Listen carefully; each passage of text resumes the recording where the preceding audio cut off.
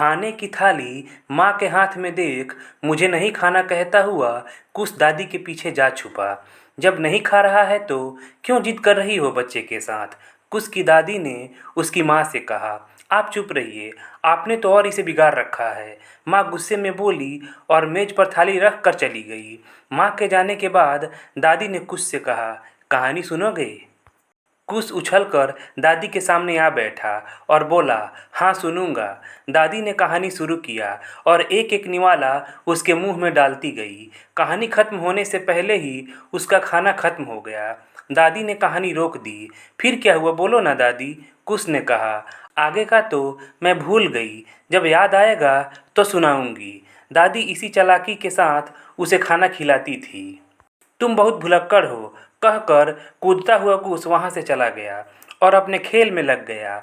अगले दिन कुश विद्यालय गया। लंच ब्रेक में वह और उसका दोस्त टीनू दोनों एक साथ लंच करने बैठे। टीनू ने थोड़ा सा खाकर खाना कूड़ेदान में फेंक दिया। अरे तुम रोज रोज टिफ़िन फेंक देते हो, मेरी दादी कहती है खाना बर्बाद नहीं करना चाहिए। कुश ने टीनू को समझाया, क्या करूं, मेरी मम्मी रोज रोज नूडल्स ही दे देती है।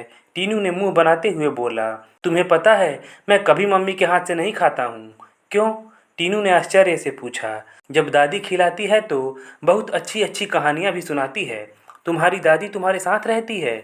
चकित होकर टीनू बोला, हाँ क्यों, तुम्हारी दादी तुम्हारे साथ नहीं रहती? कुश ने पूछा। मेरी दादी बहुत बूढ़ी है, वो अपना काम खुद नहीं कर पाती है। मम्मी कहती है दादी रहती है तो काम बढ़ जाता है, वो ऑफिस भी टाइम से नहीं पहुंच पाती है। टीनू ने थोड़े रुआसे मन से कहा, तो अभी कहाँ है तुम्हारी दादी? कुश ने पूछा, पता नहीं, मैं जब भी मम्मी से पूछता हूँ तो मुझे डांट देती हैं, पर मैंने मम्मी पापा को बात करते हुए सुना है कि वो वृद्धाश्रम में हैं। टीनू ने कहा, ये वृद्धाश्रम कौन सी जगह है और तेरी दादी का काम वहाँ कौन करता है? कुश ने पूछा।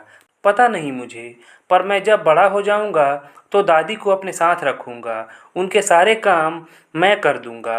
अभी मैं छोटा हूँ ना। हाँ ये ठीक रहेगा, चहकते हुए कुश ने कहा। स्कूल की घंटी बजी और दोनों अपनी क्लास की ओर भागे। उस दिन विद्यालय से घर आने के बाद कुश शांत था। घर में रोज की तरह उछल कूद नहीं थी। मम्मी को लगा कि लगता है आज डांट पड़ी है टीचर से। रोज जब शाम को पापा ऑफिस से आते तो कुछ स्कूल की सारी खबर पापा को सुनाता, पर आज कुछ एकदम शांत था। पापा ने इशारे से मम्मी से पूछा, क्या हुआ है इसे? डांट पड़ी होगी टीचर से, और क्या, स्कूल में भी की होगी कोई शैतानी। मम्मी कुछ की तरफ इशारा करते हुए बोली। क्या हुआ कुश, मम्मी ठीक कह रही है क्या? कुश पापा के पास आकर उनकी गोद में बैठ गया और बोला, पापा मैं दादी के सारे काम कर दूंगा, आप उन्हें वृद्धाश्रम मत भेजना, बूढ़ी हो जाएंगी तो। मैं उनका ख्याल रखूंगा, मम्मी को कुछ नहीं करना पड़ेगा, पर उनको वृद्धाश्रम मत भेजना। और कुश रोने लगा।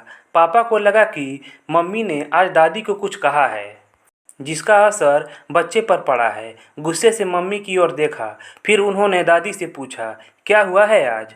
मम्मी और दादी दोनों चकित थी। दोनों ने एक साथ कहा, कुछ नहीं हुआ है पापा, टीनू की दादी बूढ़ी हो गई हैं, वह अपना काम खुद नहीं कर पाती, इसलिए उसके मम्मी पापा ने उन्हें वृद्धाश्रम भेज दिया है। आप दादी को मत भेजना। पापा को सारा माजरा समझ में आ गया और वह बोले, जैसे तुम मेरे बेटे हो वैसे ही मैं दादी का बेटा हूँ। तुम मेरे बिना नहीं रह सकते तो मैं दादी के बिना कैसे रह सकता हूँ?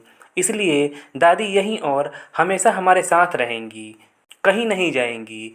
इतना सुनकर कुछ खुश हो गया और अपनी उछल कूद में लग गया। दोस्तों, अगर कहानी अच्छी लगी हो तो प्लीज़ लाइक कीजिएगा। चैनल को सब्सक्राइब नहीं किया है तो चैनल को सब्सक्राइब कर लीजिएगा। चलिए मिलते हैं अगले कहानी वाले वीडियो में। धन्यवाद।